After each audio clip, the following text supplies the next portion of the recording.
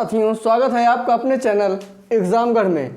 साथियों, आज हम वर्ल्ड ज्योग्राफी को आगे बढ़ाते हुए ब्रह्मांड पर चर्चा करेंगे।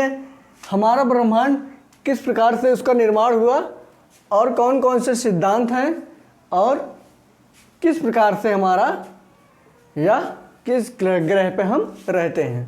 जैसे कि हम जानते हैं, हमारे ब्रह्मांड को बहुत से सिद्धांत बताए गए हैं हमारे ब्रह्मांड के बारे में, लेकिन जो हमारा एक महत्वपूर्ण सिद्धांत है वह महाविस्फोट सिद्धांत यानी कि बिग बैंग थ्योरी, जिन्हें जॉर्ज लेमेंतेयर ने दिया था 1894 में।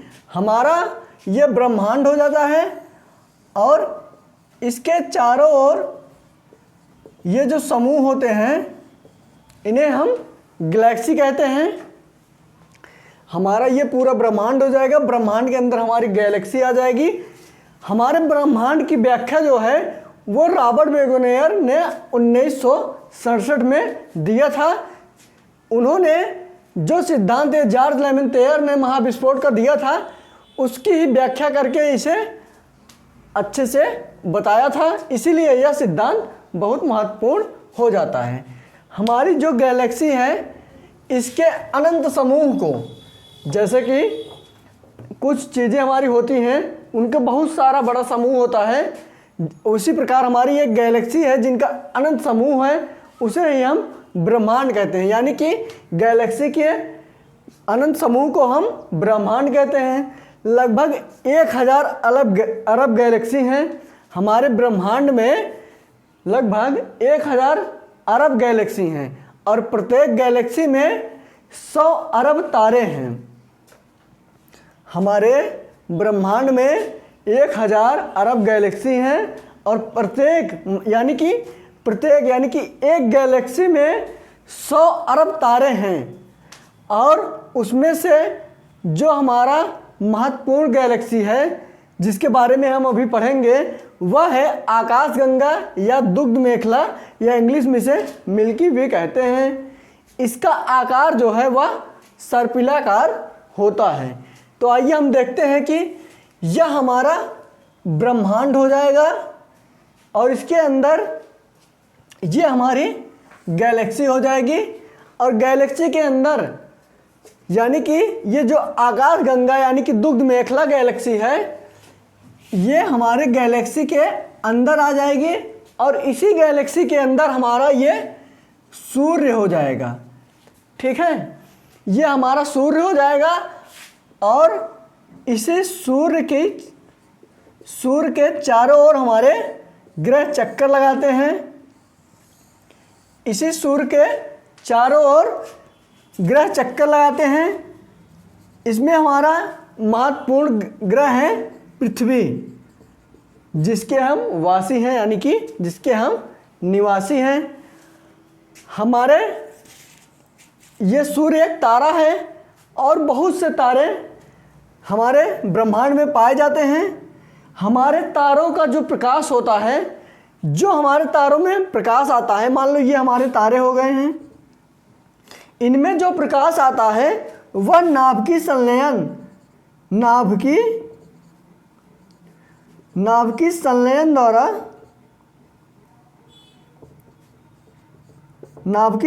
द्वारा होता है। यानी कि हमारा जो तारा बहुत चमकीला दिखाई देता है वह सूर्य के प्रकाश से प्रकाशित होता है। यानी कि सूर्य से जो प्रकाश निकलता है वही प्रकाश इकट्ठा होकर हमारे तारे को प्रकाशित करता है।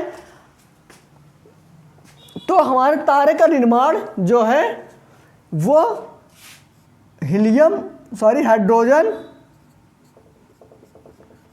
यानी कि 2 हाइड्रोजन मिलकर हीलियम का निर्माण करते हैं और ऊर्जा मुक्त करते हैं, जिससे हमारा तारा जो है वह प्रकाशित होता है। ब्रह्मांड का व्यास, हमारे ब्रह्मांड का जो व्यास है वह 10⁸ प्रकाश वर्ष है। प्रकाश वर्ष जो कि हमारी दूरी की इकाई होती है, यह प्रकाश वर्ष हमारे दूरी की सबसे बड़ी इकाई होती है। ठीक है, तो ब्रह्मांड का व्यास 10⁸ प्रकाश वर्ष है। हमारी जो ये आकाशगंगा यानी कि दुग्ध मेखला गैलेक्सी है उसका आकार सर्पिलाकार यानी कि इस प्रकार से है, सर्पिलाकार है। कभी कभी हमसे यह प्रश्न पूछा जाता है कि हमारे आकाशगंगा का आकार कैसा है, तब हम वहाँ उत्तर देंगे कि हमारे आकाशगंगा का आकार सर्पिलाकार है। ठीक है। हमारी मंदाकिनी का लगभग 80% भाग जो है वह सर्पिलाकार है। मतलब कि यदि हमसे पूछ लिया जाता है जिस आकाशगंगा या मंदाकिनी में हम रहते हैं उसका आकार किस प्रकार है, तो हमारी आकाशगंगा का लगभग 80% भाग जो है वह सर्पिलाकार है। और इसे सबसे पहले गैलीलियो ने देखा था, मतलब इसका आकार जो है उसको गैलीलियो ने देखा था। अब हम आगे बढ़ते हैं और देखते हैं कि हमारे जो प्रकाश होता है उसमें कौन सी गैस अधिक पाई जाती है। तो हमारा ये जो ब्रह्मांड है यानी कि यहाँ से जो गैसें हमें मिलती हैं जिससे हमारा तारा प्रकाशित होता है उसमें हाइड्रोजन और हीलियम पाया जाता है। हाइड्रोजन और हीलियम, हमारा जो तारा प्रकाशित होता है, ये मान लो हमारा एक तारा हो गया, इसका जो प्रकाश प्रकाशित होगा इसमें हाइड्रोजन अधिक मात्रा में पाया जाएगा और हीलियम कम मात्रा में पाया जाएगा। जैसे हमसे पूछ लिया जाता है कभी कभी हमारा तारा जिससे प्रकाशित होता है उसमें कौन सी गैस जो है या कौन सा गैस अधिक मात्रा में पाया जाता है, तो हम हाइड्रोजन गैस को क्लिक करेंगे। इसमें हमारा हाइड्रोजन गैस अधिक मात्रा में पाया जाता है। तो ये जो तारा हमारा चमकीला होता है इसमें जो प्रकाश होता है इसमें दो प्रकार का प्रकाश होता है, कभी कभी यह लाल होता है और यह नीला भी दिखाई देता है। हमारा जो ये तारा है लाल और नीला दो कलर में दिखाई देता है। नीला कलर तब दिखाई देता है जब हमारा तारा जो है एकदम अच्छे से प्रकाशित हो रहा होता है, यानी कि जब तारे में बहुत अधिक ज़्यादा प्रकाश होता है तब हमारा ये नीला दिखाई देता है। जब हमारा हीलियम जो है, हीलियम प्लस ऊर्जा, जब हमारा सूर्य यानी कि जब हमारा हाइड्रोजन यहाँ से जब हमारा हाइड्रोजन कम देना शुरू हो जाता है तो वहाँ से ऊर्जा विमुक्त हो जाती है और हीलियम भी कम निर्माण होता है जिससे यह प्रकाशित नहीं होता है। तो यह हमारा जब तारा लाल दिखाई देगा तब इसकी ऊर्जा यानी कि इसका प्रकाश जो है वह बहुत कम होगा, यानी कि यह मृतक अवस्था की ओर बढ़ रहा होगा। जब हमारा नीला तारे का कलर नीला दिखाई देगा तो वह युवा अवस्था में होगा। जब वह लाल दिखाई देगा तो उसमें प्रकाश की मात्रा बहुत कम हो जाएगी। ठीक है। तारे से हम देखते हैं कि तारे का रंग हमें उसके टेम्परेचर को भी दिखाई देता है।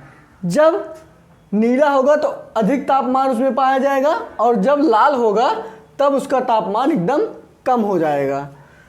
तो हमारा तारे में जब यह तारा टूट जाता है यानी कि जब यह तारा हमारा विखंडित हो जाता है तो उसे हम सुपरनोवा यानी कि उसको फ़ोन आ रहा है, जो हमारी सुपरनोवा की घटना होती है यह दो प्रकार की होती है। एक उसका बड़ा रूप होता है और उसका एक छोटा रूप होता है। जो ये बड़ा रूप होता है इसे ही हम ब्लैक होल कहते हैं। ये जो हमारा बड़ा रूप होता है उसे ब्लैक होल और ये न्यूट्रल तारे के रूप में जाना जाता है। अब हम देखेंगे अगले प्रश्न की ओर बढ़ेंगे कि और हमें इस बारे में क्या क्या अध्ययन कर सकते हैं, उसके विषय में हम आपको आगे अब दिखाएंगे। हमारे ये कुछ महत्वपूर्ण तथ्य हैं, जैसे कि आकाशगंगा की सबसे नज़दीक मंदाकिनी को देवयानी नाम दिया गया है।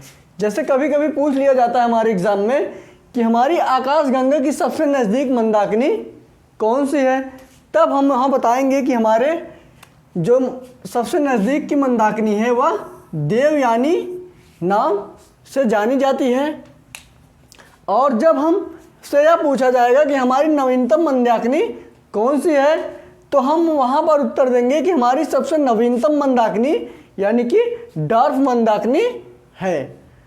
ठीक है साथियों, तारामंडल की संख्या, जैसे हमसे पूछा जाता है कि हमारे आकाशगंगा में कितने तारामंडल हैं, तो हम बताएंगे कि वहाँ पर हमारे 88 तारामंडल हैं।